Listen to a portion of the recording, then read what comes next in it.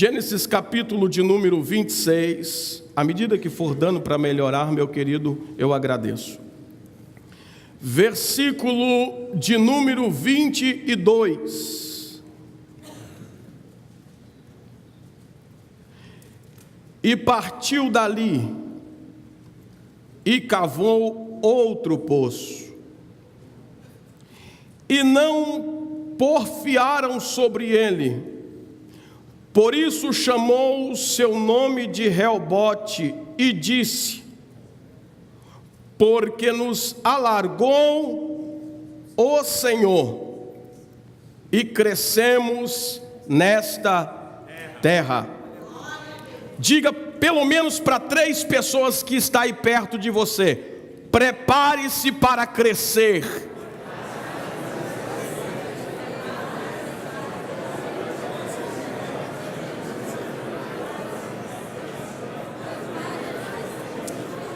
Aleluia, aleluia. Prepare-se para crescer. Prepare-se para crescer. Bendito Deus. A tua palavra diz que o tal varão que não tropeça em palavras é perfeito. Por isso nós contamos com a doce e meiga ajuda do teu Espírito Santo. Ele sabe falar como ninguém. Nós transferimos toda a expectativa para o Espírito Santo, porque Ele sabe como lidar com os nossos corações. Pedimos ao Senhor, deixe que sejamos participantes deste mover esta noite, e não nos despeça de mãos vazias deste lugar. Confirma a tua vontade dentro deste reino e se estabeleça para a glória do nome de Jesus. Queridos, tome os vossos assentos.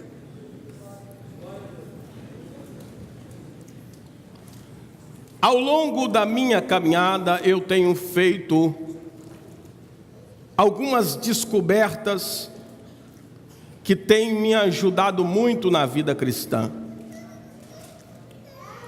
E uma dessas descobertas que tem me auxiliado na minha caminhada é que eu descobri que a gente não nasce pronto. E nascer pronto não é no sentido de maturidade. O nascer pronto é que quando a gente olha para a Bíblia Sagrada, a gente vê exemplos de pessoas tão importantes que poderiam ter sido deixadas tão outras lições ou muitas lições acerca deles. Mas eu percebo que Deus separou na pessoa do seu Espírito Santo momentos cruciais na história para poder falar aos nossos corações e para que sirva de exemplo para a nossa caminhada. Eu queria, antes de falar do Isaac, cavador de poços, do Isaac de Gerar, de Berseba, eu queria falar do Isaac do Moriá. Porque quando a gente olha para este personagem tão rico, tão importante, ilustre, com inúmeras lições para nós, a gente tem logo a expectativa de extrair dentro deste texto, como já foi esmiuçado e extraído aqui. Ontem o pastor Marcelo conseguiu tirar água da onde não tinha, fontes profundas. Cavou. Eu disse: Jesus, e agora? Depois o pastor Carlos deu uma palavra que eu estava num caminho e ele passou por cima do caminho, e eu falei: Jesus, e agora? Eu vou ter que ir para casa preparar outra mensagem. Depois veio a pastora Eliana, eu disse: Jesus, me ajuda. Observe que o Isaac de Gerar não é o mesmo Isaac do Moriá. Porque antes de Isaac descer a vales, Isaac conhece o Deus dos montes. Antes de Isaac descer aos vales dos filisteus, primeiro Isaac vai aprender a lidar com Deus nas montanhas. E falar de monte neste contexto bíblico de Isaac é dizer que Moriá é lugar de renúncia. Porque antes de passar para Berseba, Reobote, existe uma renúncia, como foi dito, em montanhas exclusivas que só Deus sabe aonde é. O Isaac de Gerar não é o mesmo Isaac do Moriá, porque no Moriá tem sacrifício, no Moriá tem obediência. Já foi dito isso aqui. No Moriá tem entrega e submissão. No Moriá tem serviço e paciência. Parece que a gente pergunta para Deus quanto tempo demora para a gente ficar pronto. No contexto de Isaac, demora um longo tempo. Porque, pensa comigo aqui, e outro dia eu estava dizendo na igreja, melhor do que se preocupar com a perfeição, é melhor você começar progredindo para uma maturidade, para depois chegar a varão perfeito.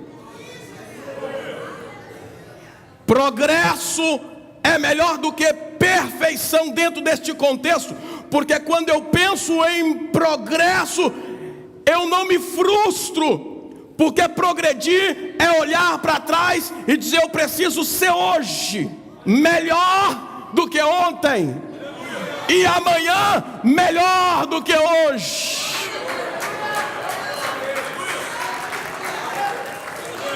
A carta aos Efésios, no capítulo de número 4, versículo de número 13, diz assim: até que todos cheguemos à unidade de varão perfeito, ao conhecimento do Filho de Deus, à plenitude de Cristo. É preciso progresso, é preciso progresso, dia após dia, porque o texto de Números, capítulo de Êxodo, capítulo de número 23, versículo de número 30, diz assim: pouco a pouco os lançarei diante de ti. Existem pessoas que Deus trabalha no pum, explodiu, parou de fumar, pum, explodiu, parou de beber.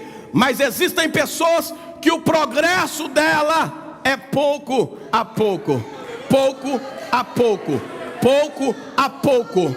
Hoje ela está bem melhor. Pastor, o que o senhor acha? Você está bem melhor do que ontem.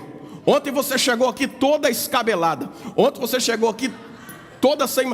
Mas hoje não, olha como você está bonita, minha irmã.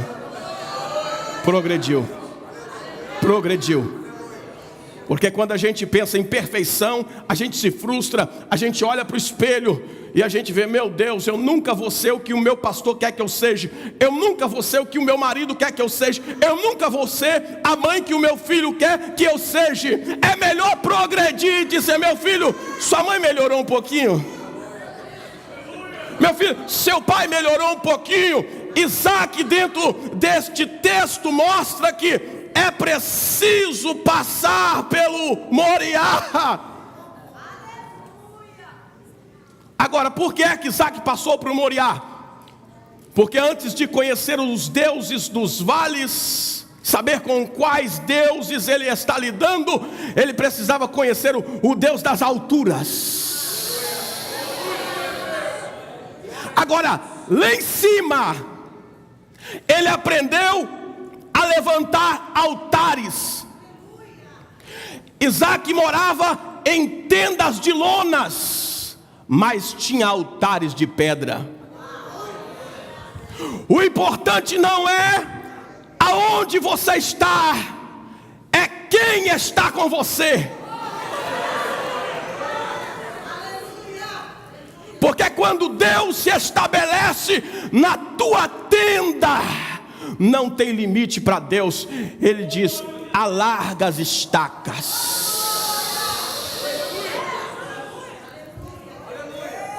Se você quer chegar até o final da sua caminhada, aprenda a andar forjando altares. A Bíblia diz que Abraão, seu pai, na sua caminhada, o Abraão estabeleceu 4 principais altares que definiram a sua história. Primeiro altar está em Gênesis 12:7. Foi em Siquém que ele estabeleceu este altar. Siquém quer dizer ombro, é onde sustenta toda a sua força. Isaac precisava aprender a estabelecer o primeiro altar da vida do cristão. É o altar dos ombros. É o altar que vai te permitir edificar uma caminhada forte em Deus. Segundo altar que Abraão estabeleceu na sua caminhada foi de Ai, na divisa de Ai para Betel, em Gênesis 12. Este altar é o altar da separação. Isaac precisava entender que na vida cristã você não pode se aliar entre trevas e luz. Abraão só foi abençoado quando ele se desligou de Ló, para viver o Betel de Deus, desfrutar do pão e do maná. Deus trabalha com princípios, e Abraão se desliga. Agora é interessante como Abraão estabelece o terceiro altar, e o terceiro altar está em Gênesis 13, versículo de número 8, que é o altar que foi estabelecido em Hebrom. Este é o altar da aliança. E o quarto altar que Abraão edificou é o altar de Moriá. Era o altar da entrega. É o altar da entrega. Agora, eu fico perguntando para Deus, por que é que grandes homens têm pé de barro? Deus, por que é isso? É porque Deus está mostrando, mais longe que a gente possa chegar, a gente sempre vamos ter pé parecido com um pé de barro. Observe dentro do contexto que para ser um patriarca e participar do projeto de redenção, Isaac precisava passar por uma faculdade, uma escola, uma oficina. Cavar poços é fácil demais. Agora, estar preparado para os grandes projetos de Deus. Deus escolhe pessoas exclusivas na história para traçar o plano de redenção.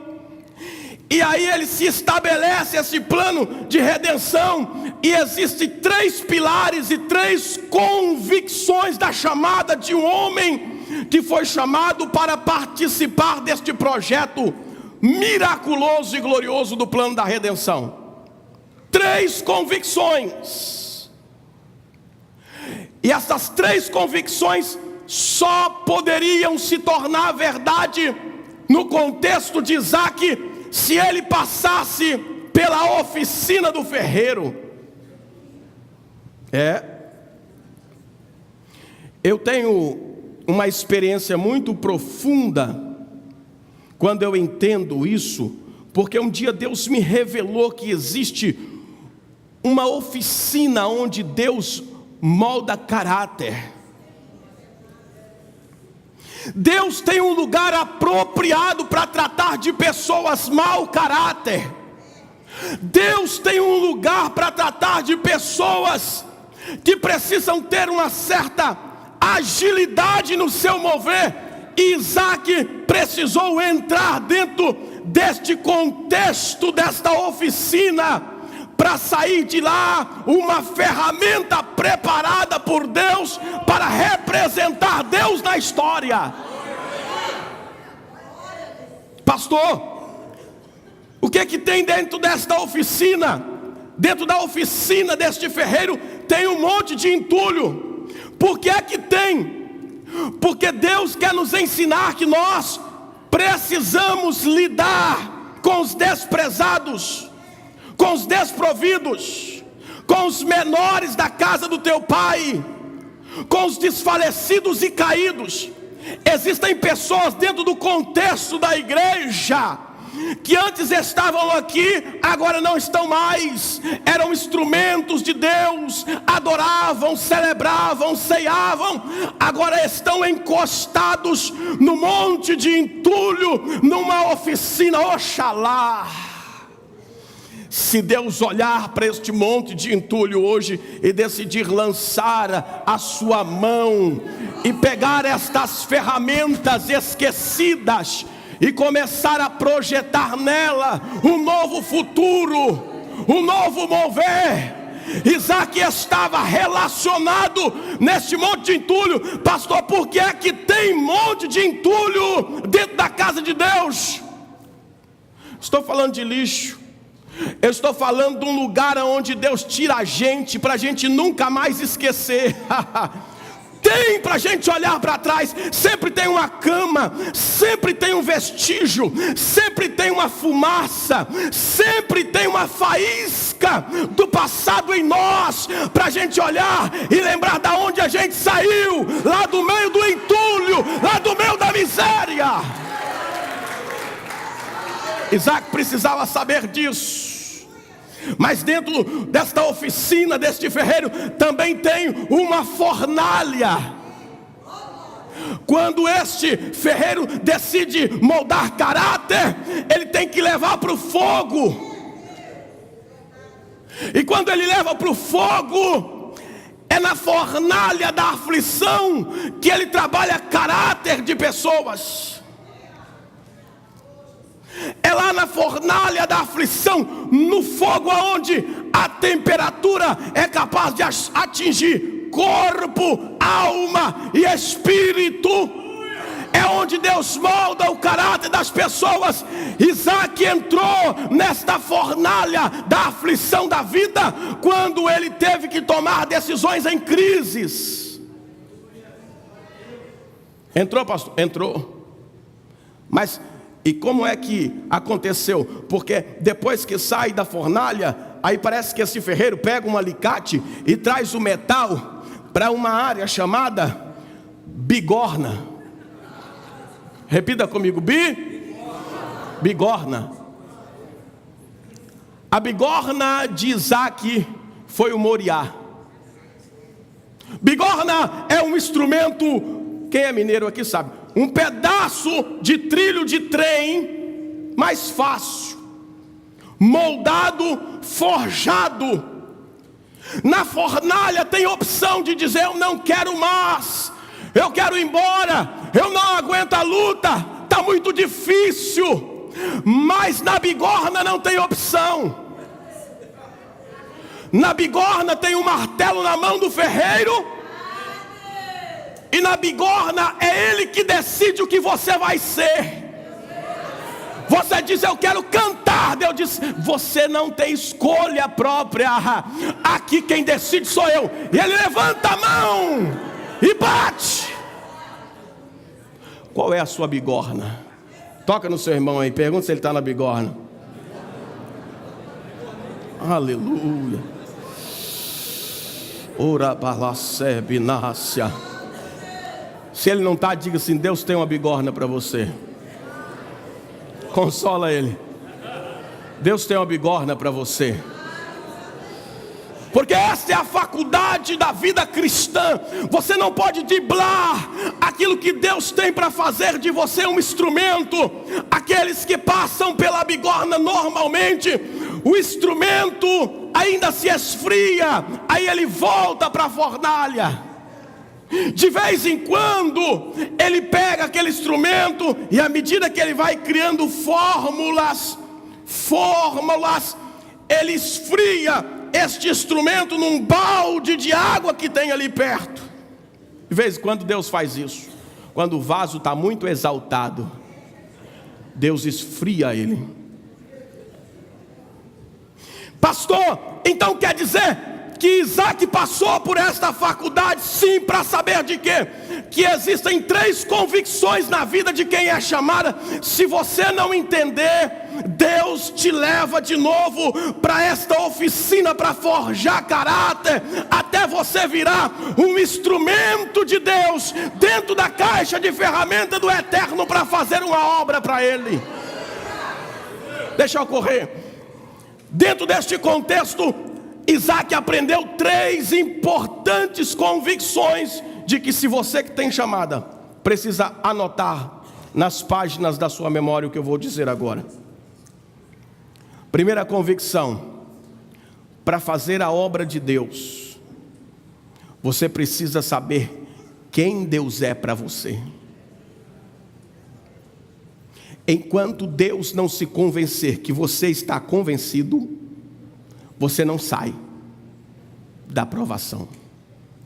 Você precisa descobrir quem Deus é para você.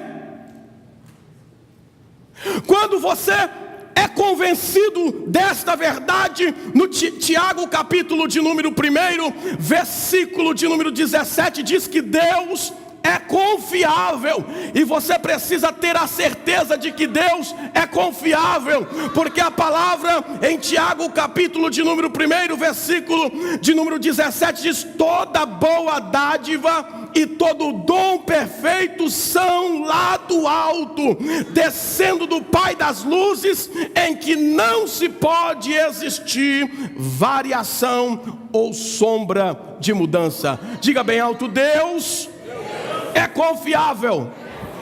Para caminhar na vida cristã, queridos, você precisa ter esta convicção cravado no seu coração.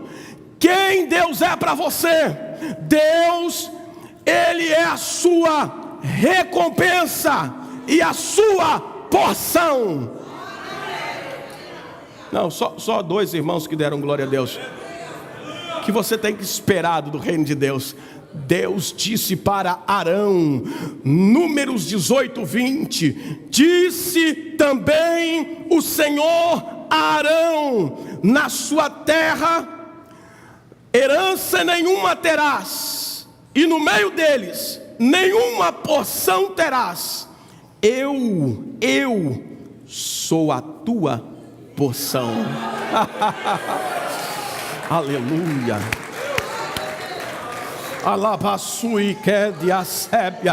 Quando você sabe quem Deus é para você, você se contenta com Deus. Sabe por que existem algumas pessoas que estão se desviando facilmente? Porque a sua base de contentamento não está em Cristo.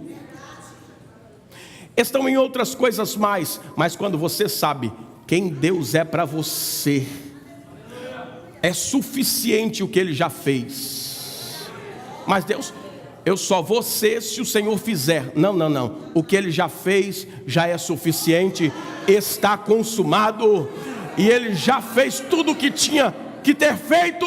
Agora basta você acreditar e crer. Porque enquanto você não crê nesta verdade, você fica imobilizado, frisado onde você está, e a sua chamada não vai para frente. Isaac precisava, antes de descer a Gerar, saber quem Deus era para ele, porque quando eu sei quem Deus é para mim, eu não brigo por causa de poço, eu não brigo por causa de cargo, eu não brigo por causa de carteirinha, eu não brigo por causa de posição.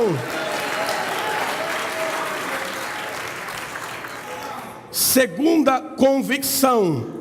É importante, pastor, eu saber quem Deus é para mim demais, porque senão você não flui no reino. Mas segundo, você precisa saber quem você é em Deus. Quem você é em Deus. Isso te dá certeza de segurança, de convicção. A Bíblia diz no Salmo 23, que um dos salmos rico em verdades. Davi tinha tantas necessidades, sim ou não? Davi tinha uma necessidade de ter uma formosura melhor, uma altura melhor. Davi tinha necessidade de um melhor emprego, mas ele sabia quem ele era em Deus, e ele diz: o Senhor é o meu pastor, e não me falta nada. Quando você sabe quem você é em Deus, você sabe que você pode caminhar, mesmo sem ter a direção, que você não se perde. Abraão, sai da tua terra e vai para a terra onde eu vou te mostrar. Abraão não pediu endereço, porque ele sabia quem ele era em Deus. Quando você sabe quem você é em Deus, foi cantado aqui, você não teme o seu inimigo. A Bíblia diz que Ananias, Misael e Azarias, Sadraque, Mesaque e Abidnego disseram: nós vamos queimar vocês no fogo, seus desobedientes. E aí o que vai acontecer? Aí o que é que o Deus de vocês vai fazer? Aí quem sabe quem é em Deus diz: se Ele quiser fazer, Ele faz. Agora se Ele não quiser, não tem problema, a gente morre, porque eu sei.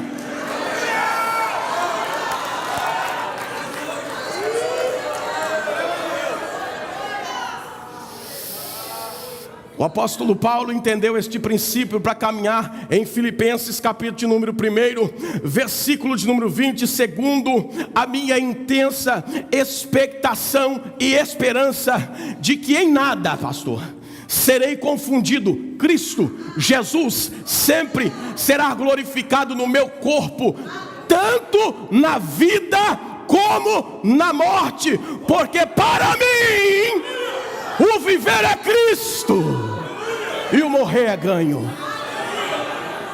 Quando você sabe quem você é em Cristo, você não tem medo da morte, você debocha da morte. Esta foi a convicção de Pedro quando estava na prisão. A gente sabe, quando a gente fala de um temperamento explosivo, sanguíneo, a gente lembra do apóstolo Pedro. Mas me explica tamanha inspiração de um homem que tinha um temperamento tão forte, mas que o seu irmão Tiago havia sido decapitado e ele estava dormindo na prisão. Que é isso? Isso é convicção, isso é certeza que se Deus fizer, Ele é Deus. Mas se Ele não fizer, amanhã eu serei mais um para glorificar o nome dEle. Venha o que vier, aconteça o que acontecer, saiba quem você é em Deus. Terceira convicção que é preciso nós entendermos: quando você sabe quem Deus é para você, e quando você sabe quem você é em Deus, é importante você saber para que é que você existe. Qual o propósito da sua missão? Você precisa entender isso, porque senão você vai ficar um sobrevivente em terras estranhas, vai ficar vagando sobre monte. A sua missão sempre será maior do que a sua ocupação. A sua missão sempre será maior do que a sua ocupação. Não importa o que você faz, não importa em que você trabalha, não importa o que suga a sua força. Quando você estiver lá trabalhando e alguém dizendo: e aí, você não é crente? Você diz: isso aqui é o meu serviço. mas a minha missão é fazer a vontade dele. Paulo entendeu isso. Ele diz: para não ser cansado para vocês, eu trabalhei fazendo tenda. Mas ele entendeu que a missão dele era prioritária no reino de Deus. E ele diz: já estou crucificado com Cristo. Não vivo mais eu, mas Cristo vive em mim. Diga assim comigo: Senhor Jesus, me ensina a entender estas 3 convicções. Eu preciso saber quem tu és para mim. Eu preciso saber quem eu sou para ti. E eu preciso saber qual é a minha missão nesta terra para eu caminhar. Eu faço muitas perguntas para Deus, porque uma vez que eu sou um representante do seu reino, eu pergunto: Senhor, me explica.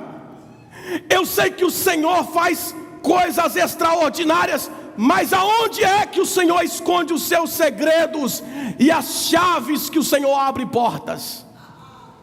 Aonde é que o Senhor esconde? E Deus me disse que Ele sempre esconde segredos em lugares inusitados. Então copia aí na sua memória.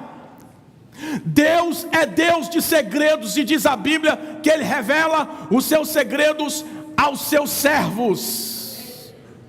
Então, se você quer conhecer melhor ao seu Deus, aprenda a lidar com estes princípios, porque Isaac teve que descobrir aonde é que Deus esconde os seus tesouros e os seus segredos e chaves em esconderijo secreto. Onde Deus faz isso? Deus escondeu lá no palácio de Faraó o projeto para a libertação de Israel. Sim ou não? Deus escondeu a chave de Jericó no bordel de uma prostituta. Ali estava a senha. Ali estava a senha. Eles foram escondidos lá dentro por Raabe. Deus faz umas coisas terríveis, sim ou não, irmãos? Deus esconde Davi. Deus esconde Davi dentro do palácio, do ladinho do rei, para poder entender o projeto do seu governo. Eu perguntei: Deus, por que é que toda a bênção do Senhor tem ordem geográfica? Pode olhar que o texto fala de uma cidade que está em crise. Por que é que tem geografia aqui? E qual é a importância da geografia? Observe isso: toda vez que Deus vai te dar uma grande bênção, Deus te transporta para perto dela. Não entendeu? Não entendeu? Vou repetir. Toda vez que Deus vai fazer algo grande, Deus te leva para pertinho dela. Quem reinava e governava era Faraó, mas o Zezinho foi para dentro da casa de Potifar. Entendeu? Entendeu? Projeto estava na mão. O rascunho da fome do Egito estava na mão do Zezinho, que não sabia falar I'm sorry. Estava lá na cadeia, até Deus introduzir ele dentro do palácio. Quando Deus quis dar o governo, o reino na mão de Davi, Ele introduziu Davi. Encosta, encosta, encosta, encosta, encosta. Pertinho, pertinho, pertinho. Fica aqui. Aqui fica mais fácil. Quando Deus quer te dar algo grande, Ele te leva para perto da bênção. Tem muita gente murmurando na crise. A crise, meus irmãos, é uma encruzilhada, aonde alguns colocam o pé na vitória, outros descem ladeira abaixo na falência e na frustração. A crise é um lugar aonde você consegue, alguns estão debaixo da sola do sapato dos gigantes, outros conseguem ver um horizonte muito amplo por cima dos ombros dos gigantes, e diz assim como Caleb: isso aí é meu, viu?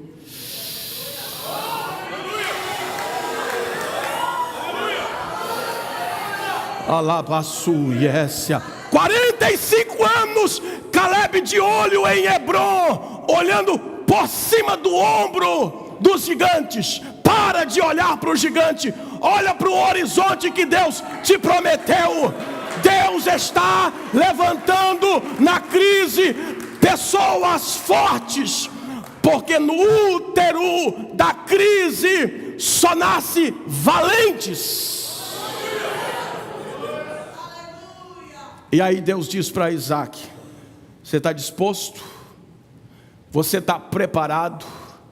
E aí Isaac sai de lá, do Moriá, e desce para o vale. Quando você é forjado por Deus no Moriá, na oficina, fica mais fácil vencer os poços. Agora eu não vou esmiuçar aqui, que eu não tenho capacidade de falar sobre os poços aqui, que já foi ministrado durante todos esses 2 dias. Mas eu queria só frisar alguma coisa. Poços estão no sangue da genealogia de Abraão, Isaque e Jacó. Se você olhar para a Bíblia, Israel chegou em um deserto, e Deus disse que ia fazer brotar água.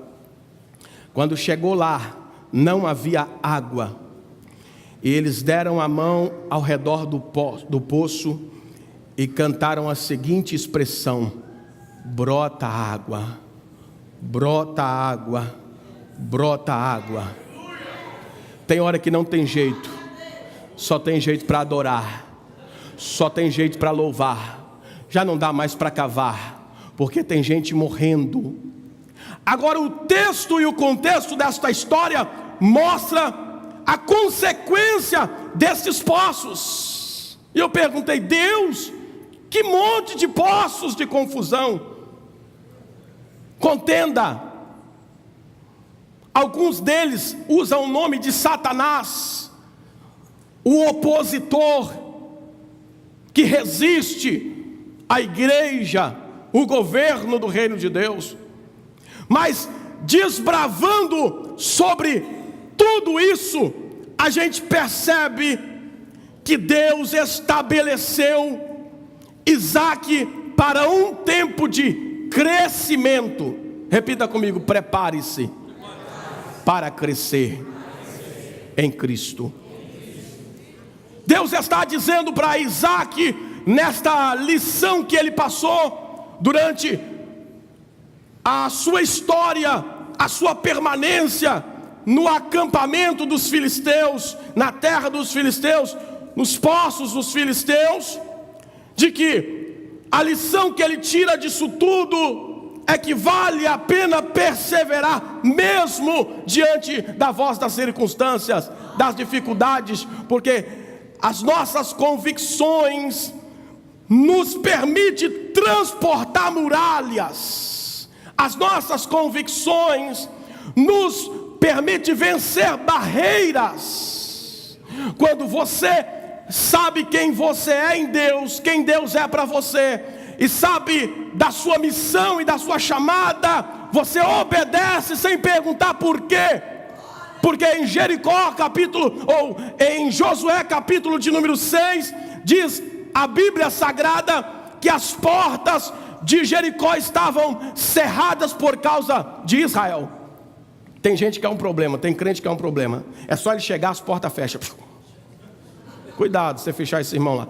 Chegou, mas quando a voz da oposição se levanta, creia, tem algo grande da parte de Deus.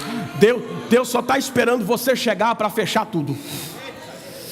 Deus só está esperando você se estabelecer e saber quem você é em Deus, quem Ele é para você, e estar diante da sua chamada. Aí Deus diz: meu Deus, Ele está pronto, então eu vou. Porque quando você se opõe, Deus entra na frente como chefe do exército do Senhor, e Deus diz para Josué: Josué, as portas de Jericó estão fechadas por causa de vocês, mas eu te entrego as chaves de Jericó nas tuas mãos. Eu te entrego os governadores, eu te entrego os doutores, eu te entrego os valentes, eu te entrego todo mundo nas tuas mãos, porque o que Deus deu para Josué foi estratégia para vencer inimigos. Deus estava dizendo: não importa o que eles estão fazendo, não importa o quanto eles estão se opondo, creia somente que eu vou entregar esta cidade nas tuas mãos. Quem está convicto de que nós vamos encerrar em nome de Jesus em vitória e em triunfo, levante a sua mão e adore ao nome do Senhor Jesus.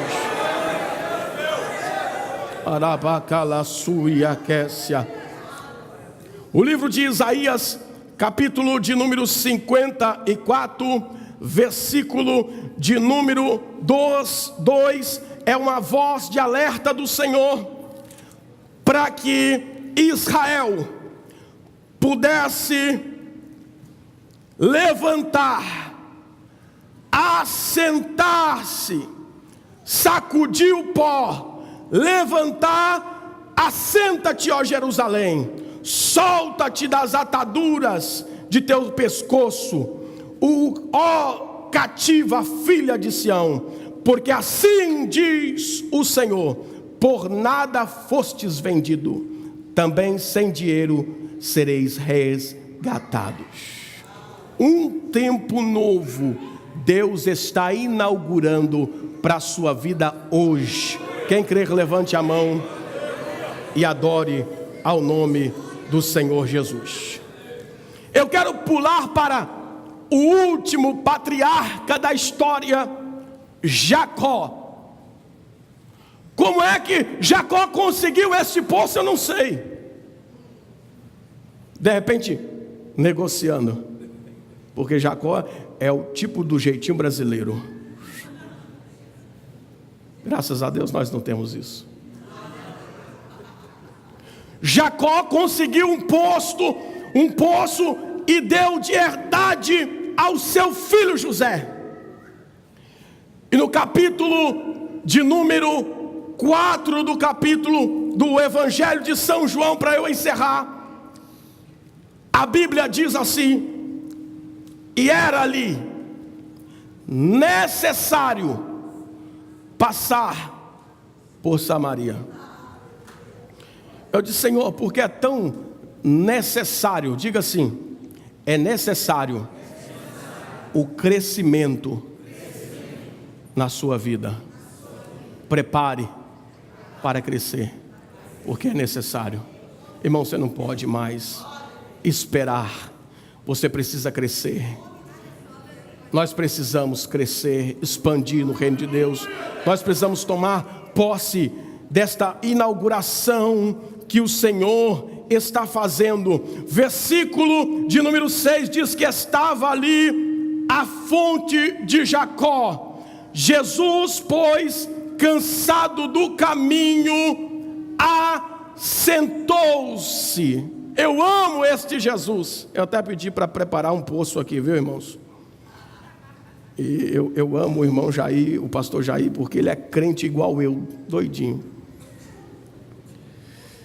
E Jesus se assentou, porque Jesus foi ali determinado a fazer alguma coisa. E eu perguntei: por que é que Jesus espera a gente tanto assim? Aquela mulher não havia chegado ainda. Mas eu queria que você fechasse os seus olhos e imaginasse o quanto tempo Jesus esperou para você chegar. O quanto tempo Jesus insistiu com você para que você chegasse.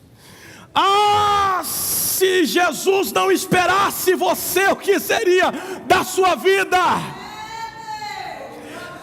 Se Jesus tivesse Quem sabe, estado em outra instância, quando eu me converti, eu não estaria aqui hoje. Sabe por que eu amo este Jesus? Porque Ele sempre espera pela gente. Ele não é invasor como seu inimigo. Jesus esperou, e a Bíblia diz que quando Ele espera, aí vem chegando uma mulher samaritana.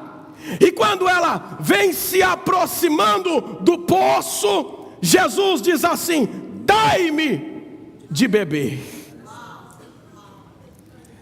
E aí ela percebe que quem está ali é um judeu. E ela, sendo uma samaritana, naquela instância ela sabia muito bem que os judeus não se dão bem por causa dos samaritanos. Mas a Bíblia diz que ela traçou um diálogo com Jesus. E quando Jesus pediu-lhe água, ela disse assim: você não pode tirar, porque o poço é fundo. Você não tem com que tirar do poço.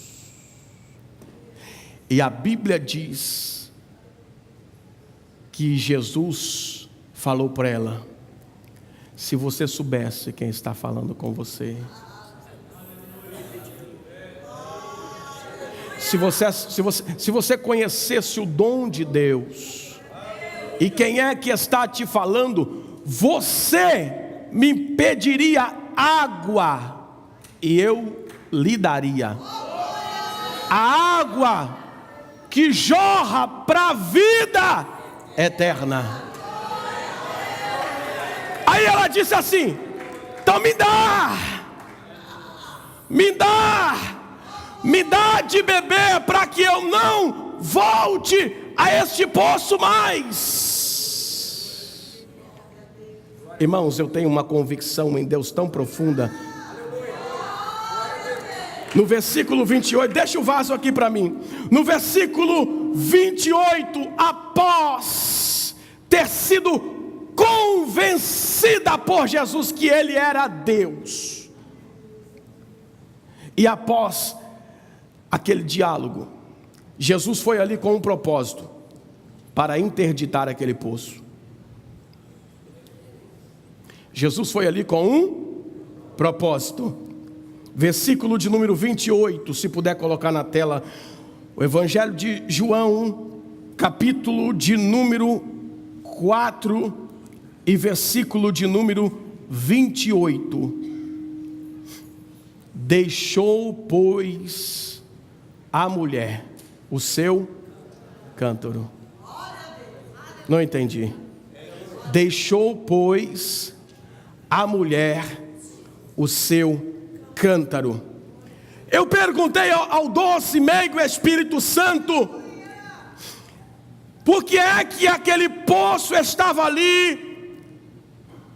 Se um poço na vida cristã é tão importante, parece que Jesus foi ali intervir, interditar aquele poço, porque uma mulher cheia de conflitos entra na história para contar a história dele. Eu não poderia terminar esta mensagem falando de Isaac, porque o personagem principal da história nunca foi Isaac, senão ele. É ele que reina, é ele que pode, é ele que sabe, é ele que é.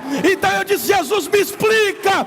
Jesus entrou naquele poço para interditar momentaneamente o poço da vida daquela mulher, que só estava trazendo solidão, tristeza, perturbação. E Deus me diz que algumas pessoas aqui esta noite precisam interditar os poços de frustração, os poços de contenda, os poços aonde o diabo tem acesso.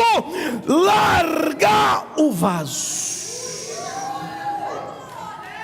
É gente que é vaso de poço, vaso de poço. A Bíblia diz que depois que ela recebeu a revelação de quem Jesus é, nunca mais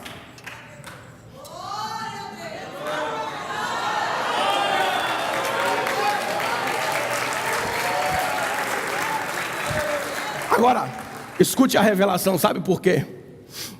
Porque Jesus teve que intervir e interditar o poço de Jacó, porque a gente perde muito tempo cavando em lugares árduos, a gente perde muito tempo deixando de fazer o que Ele quer, e Jesus disse assim: chega de poço, agora, na verdade, vai levantar verdadeiros adoradores,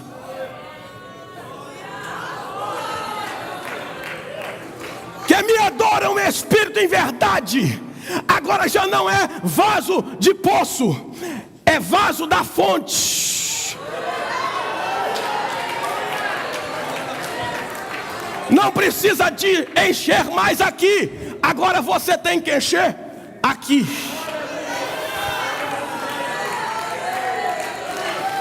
Ah, meu Deus, oh meu Deus, oh meu Deus, eu quero uma solução para o seguro do meu carro, me dá dessa água. Eu quero uma solução para o meu casamento, eu quero um investimento nos meus negócios, me dá desta água. Jesus disse: não, larga este vaso, porque você precisa mudar, é daqui para fora, não é de fora para dentro. Recebe primeiro de cima.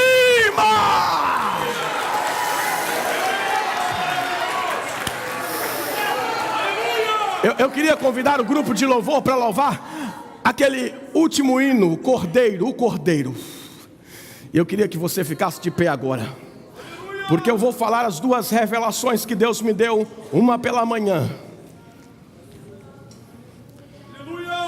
e outra esta noite. Glória, glória, glória. Tem muita gente que vai largar o vaso aqui hoje, pastor Coutinho. Tem muita gente que vai fazer assim no poço, pastor. Vai interditar o poço. Amaracaia súbia. Tem muita gente que vai começar a fluir de dentro para fora. Muita gente que ainda está de olho no vaso, está preocupado com o que o povo diz. Mas nesta noite Deus vai encher vasos aqui, que vai fluir de cima para baixo, de baixo para cima. Tem gente que precisa ser renovada de novo. Deus vai interditar.